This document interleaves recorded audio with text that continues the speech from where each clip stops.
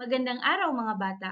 Ako si Teacher L at ngayong araw, pag-uusapan natin ang isang mahalagang aralin na pinamagatang Kapwa ko, pahahalagahan ko.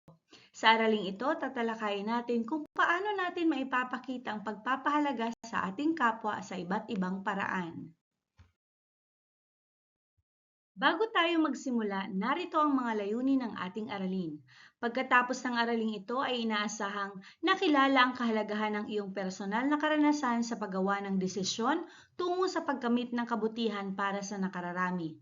At nailarawan ang iyong nararamdaman tuwing nakagagawa ng desisyon o pasya na makabubuti sa iyong kapwa.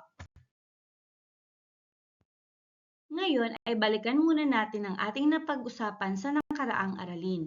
Natutunan natin ang 5 hakbang sa pagbuo ng tamang desisyon. Alam natin na ang isang desisyon ay masasabing tama kung ito ay makabubuti hindi lamang para sa ating sarili, kundi para rin sa ating kapwa. Ngayon ay pagmasdan ang mga sumusunod na larawan at sa iyong palagay alin ang nagpapakita ng pagpapahalaga sa kapwa. Unang bilang. Oo, ang pagbibigay ng pera sa pulubi ay isang maituturing na paraan ng pagpapakita ng pagpapahalaga sa kapwa. Ipinapakita nito ang malasakit at pagtulong sa mga nangangailangan. Gayunpaman, mahalaga ring isaalang-alang ang iba pang paraan ng pagtulong na maaring mas epektibo sa pagtaguyod ng kanilang kalagayan, tulad ng pagbibigay ng pagkain, damit o pag-alok ng oportunidad na makahanap ng trabaho. Ang tunay na pagpapahalaga sa kapwa ay hindi lamang nasusukat sa pagbibigay ng pera, kundi sa pagkakaroon ng malasakit at pagtulong sa paraang magdadala ng pangmatagalang epekto sa buhay ng iba. Ikalawang larawan. Oo, ang pagtulong sa kalaro ay isang magandang halimbawa ng pagpapakita ng pagpapahalaga sa kapwa. Sa pamamagitan ng pagtulong, ipinapakita mo ang malasakit, pakikiramay, at pagkakaroon ng magandang asal. Ipinapakita nito na hindi mo lamang iniisip ang iyong sariling kapakanan, kundi pati na rin ang kalagayan at pangangailangan ng iba. Ikatlong bilang. Oo. Ang pagpulot ng mga basura ay isang paraan ng pagpapakita ng pagpapahalaga sa kapwa. Sa pamamagitan ng paglilinis ng paligid, hindi lamang iniingatan ang kalinisan at kagandahan ng kapaligiran, kundi pati na rin ang kalusugan at kaligtasan ng ibang tao. Ipinapakita nito ang malasakit sa komunidad at ang hangaring mapanatili ang maayos na kalagayan ng kapaligiran para sa lahat. Ang ganitong kilos ay nagpapakita na iniisip mo ang kapakanan ng iba. Dahil ang malinis na kapaligiran ay nagdudulot ng mas maayos na pamumuhay para sa lahat ng miyembro ng komunidad. Kaapat na larawan? Hindi. Ikalimang larawan? Hindi. Ang pakikipag-away ay hindi nagpapakita ng pagpapahalaga sa kapwa. Sa halip, ito ay nagdudulot ng sama ng loob, galit at hidwaan. Kapag nakikipag-away tayo, hindi natin iginagalang ang damdamin at kapakanan ng ibang tao, at ito ay maaaring magresulta sa pagkasira ng relasyon o paglala ng sitwasyon. Ang pagpapahalaga sa kapwa ay naipapakita sa pamamagitan ng pag-unawa, pagtitimpi, at maayos na pakikipag-usap upang malutas ang anumang hindi pagkakaunawaan. Mahalaga na piliin ang tamang paraan ng pakikitungo sa iba upang mapanatili ang pagkakaibigan at kapayapaan sa ating komunidad. Ngayon naman ay isagawa ang gawain sa pagkatuto bilang isa. Iguhit sa short bond paper ang gawaing sinasaad sa ibaba at isulat ang iyong mga sagot sa pangprosesong katanungan. Ang aking OOTD o Outfit of the Day. Isipin na inanyayahan kang dumalo sa ikasiyam na kaarawan ng iyong mayamang kaibigan. Iguhit at kulayan ang iyong isusuot na damit. Ito ang iyong magiging OOTD o Outfit of the Day. Iguhit din ang regalong ibibigay mo sa nagdiriwang ng kaarawan. At pagkatapos, sagutin ang mga pangprosesong katanungan. Una, ano ang pakiramdam mo kapag nagpapasya ka para sa iyong OOTD at bakit? Pangalawa, ano ang isinasaalang-alang mo sa pagpili ng iyong damit o ng iyong regalo? Pangatlo, humingi ka ba ng tulong sa iyong mga magulang, tagapag-alaga sa paggawa ng aktibidad? Bakit o bakit hindi? Ang susunod nating gagawin ay basahin ang maikling kwento at sagutin ang mga tanong. Si Gary. Si Gary ay isang mag-aaral.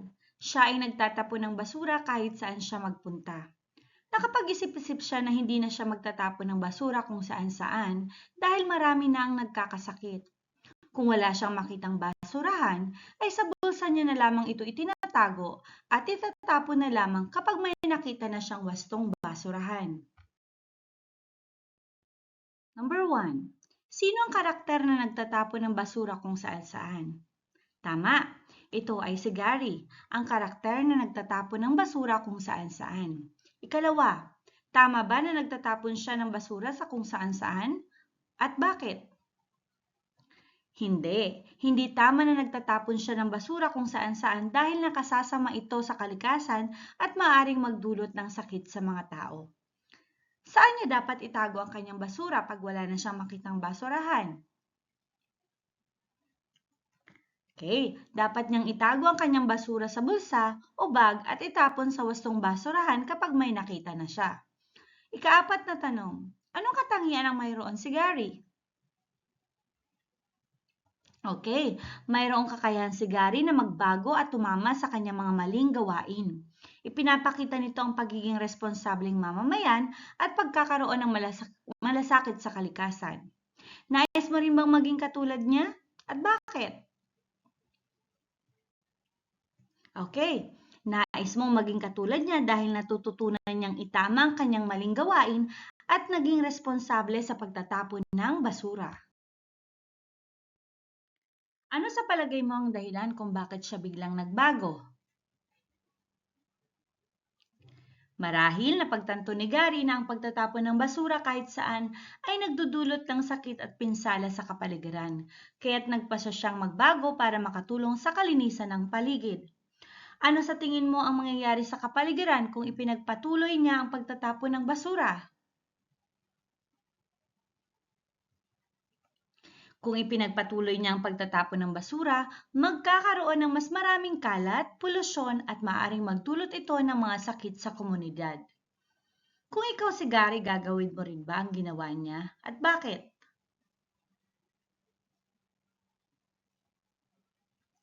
Oo, gagawin mo rin ang ginawa niya dahil mahalaga ang kalinisan ng kapaligiran at nais mong maging responsableng mamamayan na nagpapahalaga sa kalikasan. Sang-ayon ka ba sa ginawa ni Gary at bakit?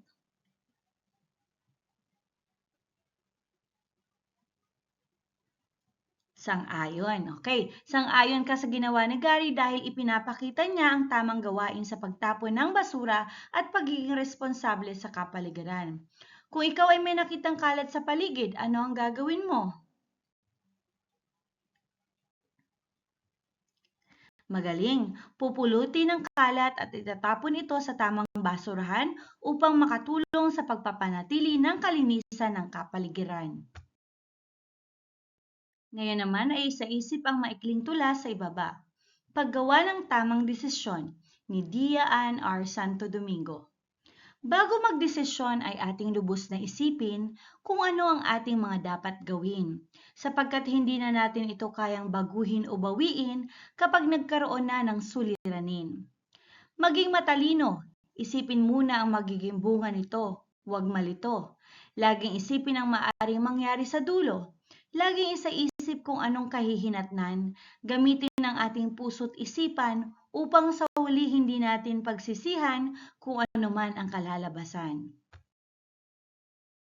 Ngayon ay ating suriin ang mga sumusunod na sitwasyon. Una, nakagawa ka ng desisyon na mag-donate ng pagkain sa mga naapektuhan ng kalamidad.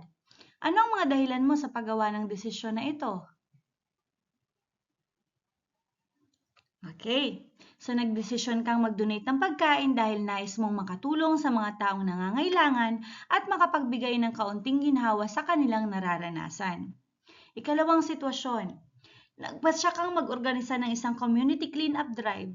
Anong mga hakbang na ginawa mo upang maisakatuparan ang aktibidad na ito?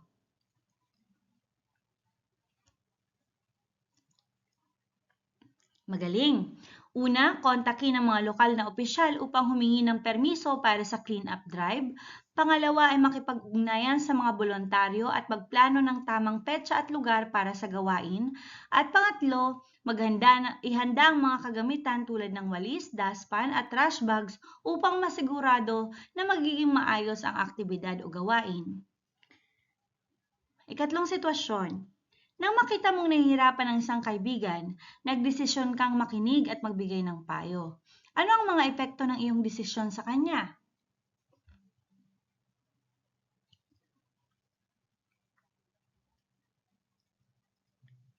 Okay, ang pakikinig at pagbibigay ng payo ay nagbibigay sa kanya ng lakas ng loob at kaluwagan ng damdamin.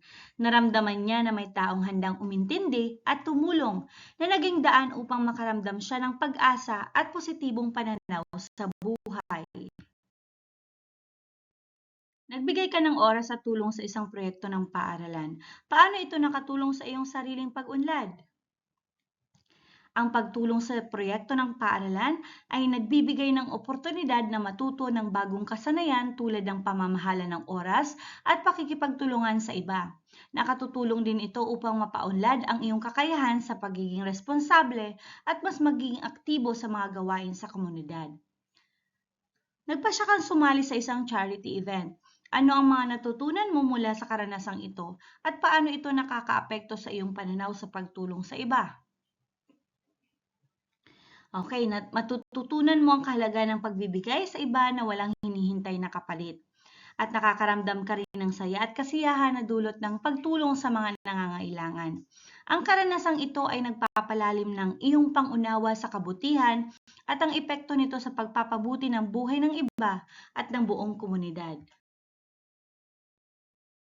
Ngayon, paano mo maipapakita ang pagpapahalaga sa iyong kapwa sa pamamagitan ng pagdedesisyon?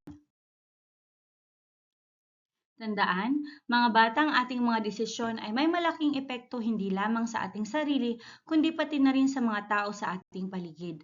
Tandaan, ang pagpapahalaga sa kapwa ay naipapakita sa mga mabubuting desisyon na ating ginagawa araw-araw.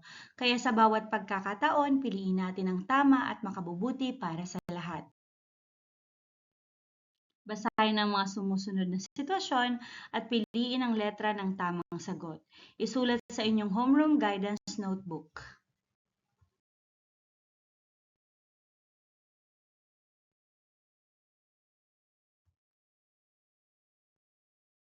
Dito nagtatapos ang ating aralin. Hanggang sa muli, paalam!